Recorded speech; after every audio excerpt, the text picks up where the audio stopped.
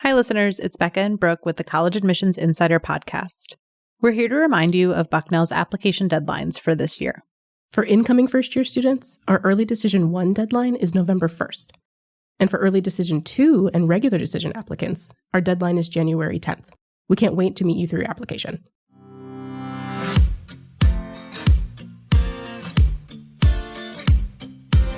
Take a moment to consider what you're good at.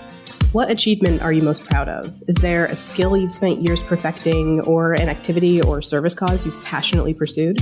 Well, if you're a high school student on the track to college, there may be numerous merit scholarships out there for you. And just like colleges and universities themselves, higher education scholarships are abundant and diverse. But unlike need-based financial aid, many of these merit awards don't consider a student's financial situation. Instead, they're doled out based on the student's accomplishments and talents, from academics, athletics, and the arts, to niche hobbies and interests.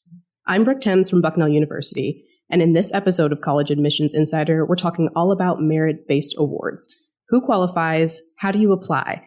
And does a merit-based scholarship have any effect on your need-based financial aid? I'm Brian Wendell, also from Bucknell, and to help us cover all of that and more, we've invited Kevin Mathis, Bucknell's Dean of Admissions. Kevin oversees all things admissions at Bucknell and is an alum of Bucknell himself. He's joined us on the podcast before. You might remember his expert insight into topics like GPA calculation, test optional policies, and applying early decision and early action. We're so glad to have you back, Kevin. Hey. Hey, Ryan. Hey, Brooke. It's good to be here. Always happy to chat with you about admissions. Yeah, we're so glad to have you back. And so we hinted at it in the intro, but right off the top, for those who may not be familiar at all with merit-based awards, can you tell us how they differ from need-based financial aid packages? Absolutely. With need-based financial aid, families are submitting documentation to show their ability to pay for college. That could be through income, it could be through assets. So it's truly based on how much financial support does a student have from their family to attend a college or university. Really, the difference with merit is we're not looking at those things. We're really looking at what a student brings to the table, whether it's academically or some other talent that they might have. So for those merit awards that reward that talent, what are the different types that students should look out for as they launch their college search? And also, I want to know, do all schools offer these types of merit-based scholarships? Sure. And Brian, I'm going to start with the second question, which is, do all of us offer them? The answer is no. I have worked at institutions that do not offer merit-based awards. I have worked at 2 institutions that do, Bucknell being one of them. So it depends on each school that you as a student, or if you're a parent or guardian listening in, your student is looking for. It's going to vary school by school. So it's important to do the research.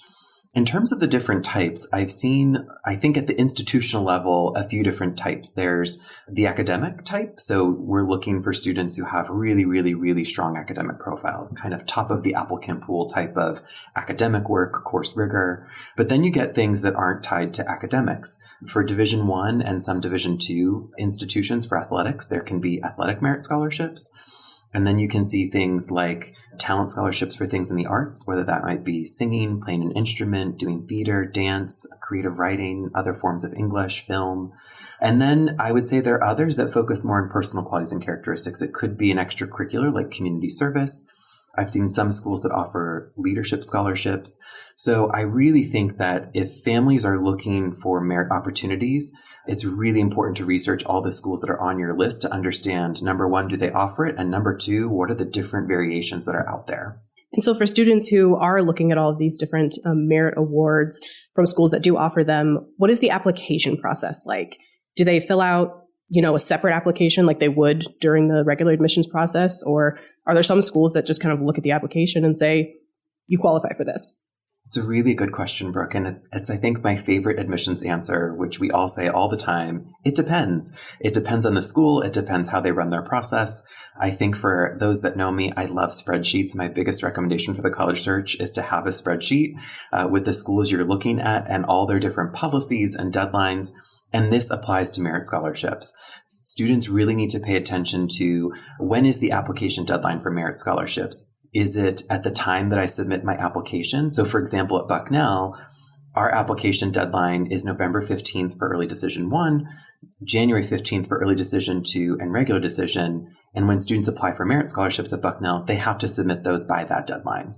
There are the other institutions out there that will say our merit scholarship application is actually due before the regular application. So you need to be on top of that school and make sure you're getting everything in earlier. And then still there are some schools that will say, we're going to read the applicant pool and then we're going to invite students later on in the process. So my other advice to students is make sure you're checking your email, because you might get an invitation a month, 2 months after you apply saying, hey, we think you're a good fit for this. You should apply. And then, Brooke, to your point, there are some schools you don't have to apply at all. They will just award them based on your application. They won't ask for anything extra. So again, going back to my spreadsheet comment, it's really important to pay attention to how those deadlines and the application processes work at each institution. So for those scholarships that do have a more traditional application process, you submit the application, then the school weighs its decision. I want to go behind the scenes there. That's one of the things we love to do on this podcast is take people inside these rooms where decisions are made. Can you talk about that? Because I imagine there's only so much scholarship funding available. And so I guess I have two questions. Is one, are these scholarships more competitive than the admissions decision or less? And then two, how is that decision actually made? That is, again, a great question in terms of how each institution determines it. I will say from my experience, and particularly working at Bucknell, it's more competitive for scholarships. So to give you an example of one that we have a community engagement scholarship. We typically in the last 2 years have received about 800 applications for that scholarship. We're only looking to enroll 3 students. So when you think about the number of students we're making offers to get down to 3, that's going to be an uber selective scholarship process. And at other institutions, it's the same. You get lots and lots of applications, but you don't have a large number of scholarships to give away. And I would say in those situations, we're really reviewing students in a holistic manner like we do in applications. So you're looking at not only the scholarship application, but then the full application to understand what is the student bringing to the institution, what are they bringing to the scholarship, and whatever is involved with it when they get to campus, and finding a good match for the scholarship, the student, and the institution. So it becomes a very holistic review process. I will say there are other schools out there, and again, as students are doing their research and can find this, there are some schools that actually have rubrics out there that they will say, with this grade point average, and if the school is still requiring testing with this SAT or ACT, here's a chart. You can just match the two up and find out how much you would get just based on that. So for some institutions, it might not be an uber selective process like I'm talking about. It could be very general and just saying, as long as you hit these metrics, you're going to get a merit scholarship. You mentioned involvement once you get to campus. And so does that mean that students aren't simply, maybe getting a community engagement scholarship based on stuff that they've already done, but are there possibly scholarships that work almost like mini programs in that a student must major in something specific or participate in certain activities once they receive a scholarship? They can, Brooke. I think that's one of the things to also pay attention to is when you're applying for a scholarship, is it something that you just, if you receive it, you get it? Or are there things that you have to fulfill when you are a student at that school? So I do know of programs where they will say, if you get this scholarship, you have to major in the subject. Or if you get this scholarship, you have to participate in X, Y, or Z organization. So there are some students that they will receive a scholarship, and then there will be direct things that they have to do at that college or university when they get there. And then there are other scholarships, they say, we're going to give you this merit award, and that's all you have to do. There's nothing else you have to do when you get to campus. Interesting. So that's definitely something to watch out for. Now, Kevin, as you know, this podcast is really designed for anybody, whether Bucknell's on their list at this point or not. But we've been talking in a lot of general terms here, and I think it might be helpful to talk about a specific scholarship and kind of just give people an example. So since Bucknell is what we know, let's go with the Arts Merit Scholarship. Can you tell us how that works, what the process is like? And I think people will be able to learn something from this answer here. Yeah, so our Arts Merit Scholarship program at Bucknell encompasses a few different areas. It encompasses dance, it encompasses theater, music, both instrumental and vocal. And with music, we have a scholarship for majors as well as non-majors. And then there's also different merit scholarships for our English programs. So we have literary studies, creative writing, and then film and media studies. So all of these areas are essentially under the arts program that students can apply for scholarships. I would say that the application process I think it's pretty simple. Students just have to say they're applying for one of the Arts Merit Scholarships, and then they have to upload a portfolio. So students who are working in the arts can upload a portfolio for, theater that they've done. It can be writing pieces. It can be music performances. I did forget to mention a big one. We have studio art and art history. So portfolios for art are also available to upload. And basically the way the process works is that we are reading applications and we are passing along those portfolios to our faculty to tell us who they think would be really great assets for talent in our departments. And then we actually fold that into our decision making. So as we're making decisions on who to admit to Bucknell, students who are looking really talented and really good in our pool, we'll make sure we're keeping them in the process so that we can potentially award them an Arts Merit Scholarship as part of their admission decision. And then with our program, there is a requirement to be involved. So majoring in that area, being part of the department, representing the department on campus is really important. And so what should students watch out for if they do need to submit a portfolio or pass an audition or even maybe attend a competition to qualify for a scholarship? What are some tips for them there? I would say that they need to pay attention to what's needed in the portfolio and to make sure that if you're thinking about an arts program or another program that might require you to submit supporting documents, that you get those together ahead of time. I think that's one of my big things is staying on top of deadlines, and you don't want to apply for a scholarship on the deadline date and then find out you have to have supporting documents that you don't have ready. So you want to make sure you have recordings, you have pieces of your art, or you have video of what you're doing. And then broadly, if you're not doing arts, other things that might require that, make sure that it's ready ahead of time. So when you apply for that scholarship, you can submit that information pretty immediately. I think the other piece is in terms of auditions or competitions, that type of thing, maybe interviews for scholarships.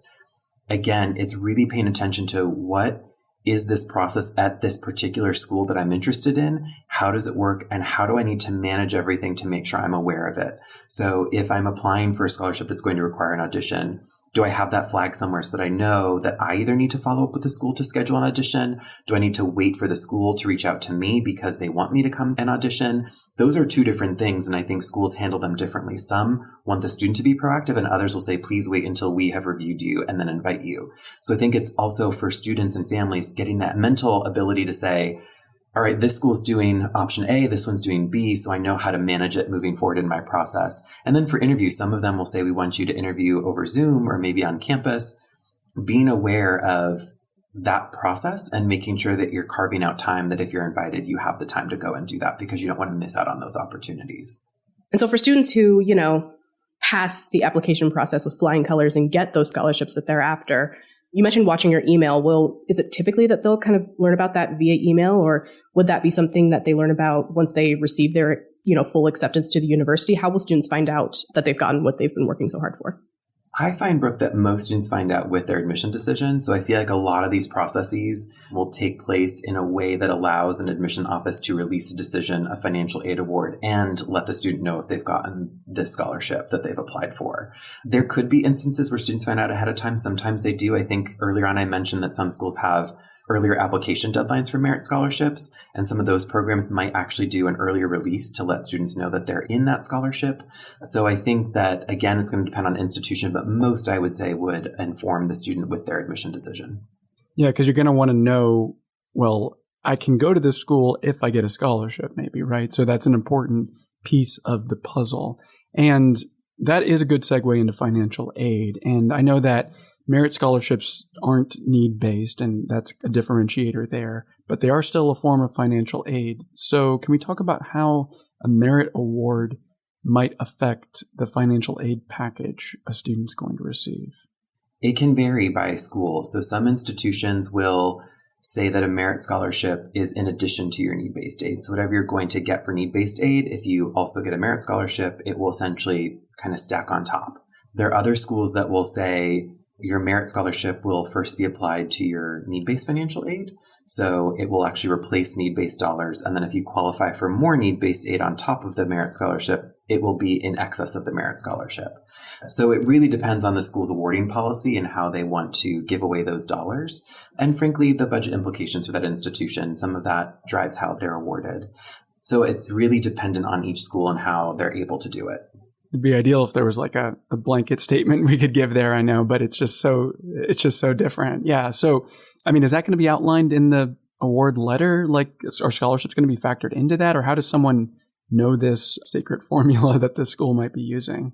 I think it's just going to come from the financial aid award that students receive. And as they look it over with their family, so looking at how is my aid award structured? Am I getting need-based financial aid? Am I getting merit scholarships? Am I getting both? And then how is that impacting my family's ability to pay for college? So I think that the financial aid award will become really helpful to families as they start to navigate the end stages to understand the entire package together. So we've talked a lot about merit aid that comes from the schools themselves, but there's also a wide array of outside scholarships that students can search and apply for, right? Brooke, there are a lot of scholarships out there that aren't at institutions. So I think that's the other important thing for students to be thinking about as they navigate the merit scholarship landscape. Are you doing searches for merit scholarships that will not be given out by a college or university? There's a resource that I know a lot of folks use. It's called fastweb.com. And fastweb is essentially a giant database of merit scholarships. And they can range in value, right? There are scholarships that can be $50 or $100 up to thousands of dollars a year. And they can be for lots of different things. It can be for things that we've mentioned today, or it can be very, very specific things like you need to be left-handed, or you need to have a certain color hair, or you need to be a twin. It's interesting how people set up scholarships and what they want students to bring to the table.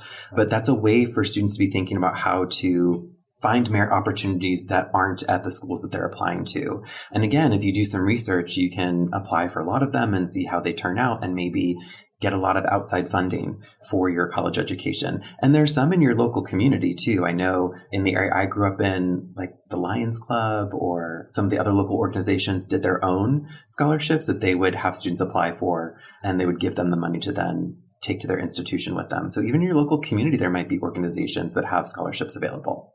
I wouldn't scoff at $100, $500, because that's all going to add up, right? And certainly every bit helps and can add to your financial aid package that you're getting, right? Yes, I would say in most cases, yes. The thing that you have to, again, maybe ask a financial aid office is their outside scholarship policy. I love Bucknell's. We let students bring in outside scholarship money until it exceeds how much it costs to come to Bucknell. So if you have so many outside scholarships that you're actually bringing in more money than you need to attend Bucknell, that's the only time we would reduce a financial aid award. But if a student is getting money from us and they bring in outside scholarships, we just let it keep adding up until it hits how much it costs to attend Bucknell. Other schools are not quite in that space and maybe can't be as generous as Bucknell. So I think we're really lucky to work at a place that does that. So it's important for families to maybe understand that outside scholarship policy that institutions have. Yeah. So should students then, ask each individual school how they then report the scholarships that they're getting? Or is there kind of a general way that gets accounted for? I don't think it hurts to ask. One of the things I always like to demystify when I talk to families is that our colleagues in financial aid are just as happy to talk with you as folks in admissions. They want to help just as much as we do. They want to make sure you understand the financial aid office, the paperwork that's required, and any policies you have questions about. So I think this last topic we're talking about, these outside scholarships that aren't given out by an institution, that's a very specific question to be asking institutions, because if you're going to put in the time and effort to try to get a lot of outside scholarship money and bring it to the college or university you're attending, you want to know that it's going to be a big benefit to you. So I think that that's why it's an important question to be asking if you go that route of looking for those outside scholarships. So as we round out this episode of College Admissions Insider, I think it'd be great to end with some general advice for students who are exploring merit-based aid awards. How can they get an idea of, the scholarships that they qualify for, and how can they put their best foot forward when applying? I think that the best tool that students can use is the college or university website. I think a lot of institutions try to put out information about what the scholarship is, what they're looking for, and that helps students then understand how to craft their application. I think the big piece of the puzzle is, how are you fulfilling the mission of the scholarship you're applying for? So when you think about, we talked about the Arts Merit Scholarship at Bucknell. How are you fulfilling the mission of the Arts Merit Scholarship?